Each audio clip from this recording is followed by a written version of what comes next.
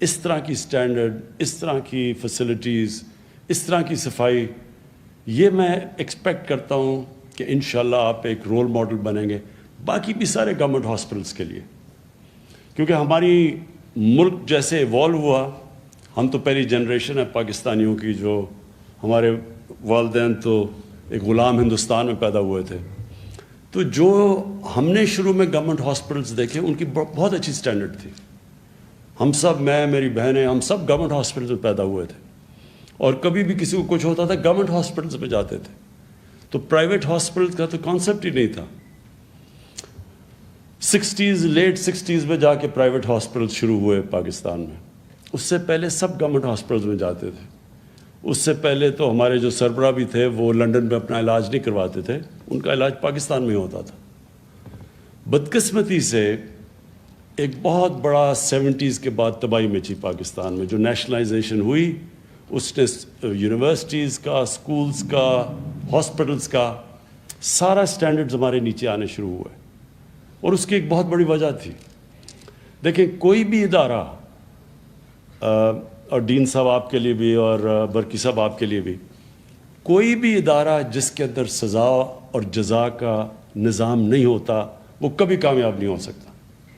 یہ سارا جو سوویت یونین اتنا بڑی دنیا کی سپر پاور تھی، وہ پیچھے اس لیے رہ گئی کہ وہاں یہ سزا جزا کا قانون ختم ہو گیا، اور وہ سب کچھ گورنمنٹ سروسز تھی. اور گورنمنٹ سروسز کے اندر بھی کئی ملکوں نے، مثلا چائنا کے اندر انہوں نے بڑا زبردست قانون بنایا ہوا ہے. وہاں میریٹوکریسی کا اتنا زبردست سسٹم ہے چائنا میں کہ وہ ساری دنیا کو پیچھے چھوڑ کے جا رہے ہیں. تو میریٹوکریسی کا مطلب ہی یہ جو ڈین صاحب آپ نے بات کی تھی پروفیشنلزم کی، پروفیشنلزم کا مطلب ہی یہ ہے کہ جو زیادہ محنت کرتا ہے، جو کام زیادہ کرتا ہے، جو قابل زیادہ ہوتا ہے، وہ اوپر چلا جاتا ہے. لیکن ہمارا گورنمنٹ کا سسٹم کیا ایوالو ہوا؟ جو سینئر ہے وہی اوپر جاتا تھا. اب سینئر اچھا ہے یا برا ہے، اس کو پروموشن، پے رائزز ملتی ہیں تنخواہ میں. جب آپ کو ہر سال پے رائز ملتی ہے، وہ سب کو ایک ہی جتنی پے رائز مل جاتی ہے. تو جب آپ ایک انسینٹیوز ہی نہیں دیں گے ایک سسٹم کے اندر محنت کو، قابلیت کو، تو وہ سسٹم تو کوئی بھی دنیا میں نہیں چل سکتا. اس لیے ہمارا جو 1970s کے بعد جو ہمارے سارے سسٹمز تھے، ہماری آپ واٹر شیڈ دیکھ لیں 70s میں، اس نیشنلائزیشن کی وجہ سے آہستہ آہستہ پاکستان کی یونیورسٹیز جو انٹرنیشنل سٹینڈرڈ کی تھی، پاکستان کی ڈگری دنیا میں مانی جاتی تھی. پاکستان کے ڈاکٹرز یہاں سے کوالیفائی کرتے تھے، دنیا میں کہیں بھی چلے جاتے تھے. لیکن آہستہ آہستہ ہماری ساری ڈگریز بھی نہیں مانی گئی، ہماری انسٹیٹیوشنز بھی نیچے جانی شروع ہو گئی. اور آج جو ہم یہ کوشش کر رہے ہیں، جو MTI کی بات کر رہے ہیں، ہاسپٹل ریفارمز کی، سارا مقصد ہی یہ ہے کہ واپس اس سزا اور جزا قانون پہ جائیں، قابلیت کو ریوارڈ کریں. جو محنت کرتا ہے اس کو اس کا پھل ملے، اس کو الاؤنس، اس کو بونسز ملیں، اس کو پے رائز ملے. اور جو کام نہیں کرتا اس کو پہلے وارننگ ملے، ڈیموشن ملے، پھر نکال دیا جائے. تو یہ تو اگر یہ سسٹم نہیں ہے، کوئی دنیا کے اندر سسٹم کام نہیں کر سکتا. آج تک اللہ نے بھی سزا اور جزا کا قانون اس لیے دیا ہوا کہ ہمیں محنت کریں، ہم اچھے انسان بنیں. اللہ نے بھی انسینٹیو دیا ہوا ہے. نہیں تو کسی کو کیا ضرورت پڑی کہ اگر کسی میں فرق ہی نہیں ہے تو کوئی کیوں محنت کرے. تو ہمارا یہ جو ریزسٹنس آتی ہے کئی دفعہ MTI ریفارمز کی، میں وہ سارے لوگوں کو یہ پیغام آج دینا چاہتا ہوں.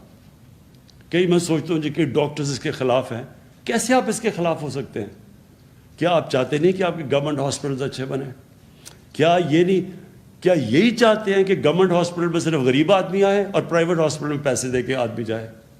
جس معاشرے میں بھی یہ ہو جاتا ہے کہ ایک غریب آدمی کو نام ایک معاشرہ موقع دیتا ہے اوپر آنے کا تعلیم میں، نہ اس کو اچھی نوکریاں ملتی ہیں، علاج اس کا بری ہاسپٹل میں وہ ہوتا ہے جو کہ ایک عام انسان سے بھی نیچے سب سٹینڈرڈ علاج ہوتا ہے، گندے کمرے ہوتے ہیں، ان کے بیماریاں بیچارے انفیکشنز لگ جاتی ہیں ہاسپٹل میں جا کے. تو وہ ایک سسٹم ہے. اس سسٹم کو وہ حضرت علی رضی اللہ تعالیٰ کا قول ہے کہ کفر کا نظام چل جائے گا لیکن ظلم کا نظام نہیں چل سکتا. جس معاشرے میں ظلم اور ناانصافی ہوتی ہے وہ کبھی پروگریس نہیں کرتا. چائنا کی جب ہم بات کرتے ہیں, ان کا میں نے اسٹڈی سسٹم دیکھا ہے, اسٹڈی کیا ہے, اس کے اندر اتنی زبردست میرٹوکریسی ہے. انہوں نے جو میرٹ کا سسٹم لے آئے وہ اتنا زبردست ہے کہ وہ چائنا کو, ساری دنیا ڈری ہوئی ہے کہ اب کون روکے گا اس کے پروگریس کو. ہمارے لیے, پاکستان کے لیے بھی یہ سبق ہے. ہمیں اپنی انسٹیٹیوشنز کو, گورنمنٹ انسٹیٹیوشنز کو, ان سب میں میرٹوکریسی لے کے آنی ہے. اور ہم نے اپنے جو ایک گورنمنٹ ہاسپٹل کے اندر ایک انسان آتا ہے, یا پرائیویٹ ہاسپٹل میں بھی انشاءاللہ انسان آتا ہے, تو دیکھنا یہ ہے کہ اس کے اندر فرق نہ کیا جائے. شوکت خانم کے اندر جو پہلے دن, ابھی بھی میری وہ سٹیٹمنٹ ہے, جب آج سے 26 سال پہلے ہاسپٹل کھلا تو پہلی چیز میں نے ان کو کہی تھی, ہماری ویژن یہ ہے کہ چاہے جو ایک انسان آئے گا, چاہے اس کے کپڑے پھٹے ہو, چاہے وہ غریب آدمی ہو, چاہے جو بھی ہو, اس کے اندر فرق نہیں کیا جائے گا. اور یہ ہمارے لیے شروع میں بڑا مشکل تھا, کیونکہ ہمارے ایک کلچر ایوالو ہو گیا تھا کہ جو بیچارہ پیسے نہیں دیتا تو اس کو اور طرح ٹریٹ کرتے تھے, جو پیسے دیتا اس کو اور طرح کرتے تھے. ہم نے اپنے ہاسپٹل میں پھر یہ کیا کہ ہم نے ڈاکٹرز نرسز کو پتہ ہی نہیں چلنے دیا پیسے کون دیتا ہے اور مفت کون آتا ہے, تاکہ فرق نہ کر سکے انسانوں میں. اور انشاءاللہ جو آپ کا یہ لیڈی ریڈنگ ہاسپٹل میں یہ جو نیا بلاک ہے, اس سے ایک نئی سوچ آنی چاہیے.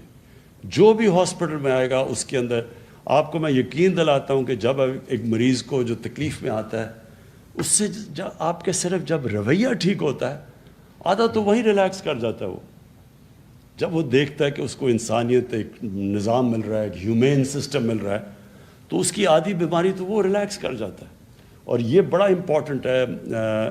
میں آپ کو, برکی صاحب آپ کو بھی, ڈین صاحب آپ دونوں کو میں یہ کہنا چاہتا ہوں کہ یہ آپ نے انگرین کرنا ہے. ہمیں شروع میں مسئلے تھے, پھر ہم نے ریفریشر کورسز کیے اپنے سٹاف کے, بار بار ان کو سمجھایا. اور آج یہ میرا, کیونکہ اللہ میں ایمان ہے, یہ میرا یقین ہے کہ وہ ہاسپٹل ایک معجزہ ہے. شوکت خانم اور یہ بھی, کہ کوئی بھی اس کی مثال نہیں ہے کہ ایک پرائیویٹ ہاسپٹل جو خسارہ کرے کوئی 12-13 ارب روپے کا ہر سال, 12-13 ارب کا خسارہ کرے, اور قوم اس سے زیادہ پیسے دے دے اگلے سال. اس کی کوئی مثال نہیں ہے. یہ اللہ کی برکت آتی ہے. جب ایک انسٹیٹیوشن میں انسانیت ہوتی ہے, اس میں اللہ کی برکت آتی ہے.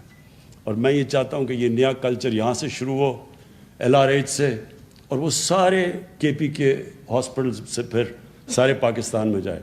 دیکھیں, لوگ جو رول ماڈلز ہوتے ہیں وہ کم ہوتے ہیں. ساری پبلک رول ماڈلز نہیں ہوتی, رول ماڈل کم ہوتے ہیں. ان کو دیکھ کے پھر ایک پورے معاشرے کے اندر چینج آتی ہے. اسی طرح آپ نے اس کو LRH کو, کیونکہ زبردست ہاسپٹل بنا ہے, پہلے تو اس کی صفائی نیا کھلا ہے, آپ نے اس کو بالکل صاف رکھنا ہے. چیلنج یہ نہیں کہ آج کیسا ہے, چیلنج یہ ہے کہ 2 سال 3 سال 5 سال کے بعد کیسا ہے. اور آپ نے اگر وہ رکھیں گے, میں آپ کو یقین دلاتا ہوں, میرا جو ایکسپیرنس ہے پاکستانیوں کا, جس وقت اب پاکستانیوں کو کوالٹی دیتے ہیں, یہ قوم پھر اس کو پوری طرح بیک کرتی ہے, اپریشیٹ کرتی ہے. ہماری آج نمل یونیورسٹی 90% اسکالرشپس ہیں. عام گھرانوں کے بچے آ کے کوالٹی ایجوکیشن لے رہے ہیں, لیکن کیونکہ کوالٹی ایجوکیشن لے رہے ہیں, جو وہاں سے نکلتا ہے اس کو اچھی اچھی نوکریاں ملتی ہیں, اس کو ہماری ڈونیشن زیادہ آنی شروع ہو جاتی ہیں. اور ان ڈونیشنز پہ ماشاءاللہ اب یہ پوری ایک نالج سٹی بننے جا رہی ہے. تو اسی طرح LRH کو بھی جیسی لوگوں کو کانفیڈنس ہوتا جائے گا. اب ہم نے ہیلتھ کارڈ انٹروڈیوس کر دیا ہے. ہیلتھ کارڈ کا مطلب یہ ہے کہ کمپٹیشنز ہو جائے گی پرائیویٹ ہاسپٹلز اور گورنمنٹ ہاسپٹلز کی. آپ کیونکہ جدھر بھی مریض کے پاس, عام آپ کے شہری کے پاس ہیلتھ کارڈ ہوگا, وہ کہیں بھی جا سکتا ہے. وہ گورنمنٹ ہاسپٹل بھی جا سکتا ہے, پرائیویٹ ہاسپٹل میں بھی جا سکتا ہے. تو آپ کے اوپر کمپٹیشن ہوگی گورنمنٹ ہاسپٹلز میں کہ آپ کو اٹریکٹ کرنا پڑے گا مریضوں کو. پہلے تو صرف غریب آدمی آتا تھا, کوئی ضرورت نہیں تھی کسی کو اپنے آپ کو پش کرنے کی. اور اب پرائیویٹ ہاسپٹلز کے اوپر بھی پریشر پڑے گا, گورنمنٹ ہاسپٹلز میں, کیونکہ غریب سے غریب آدمی کے پاس اب ہیلتھ کارڈ ہوگا اور اس کے پاس چوائس ہوگی, جو اس کو اچھا علاج ملے گا وہ ادھر جائے گا. اور یہ پھر خاص طور پہ گورنمنٹ ہاسپٹلز کے لیے, ان کے لیے بڑا ایک کمپٹیشن ہوگی. میں پھر سے آپ سب کو مبارک دیتا ہوں, اور مجھے بڑی خوشی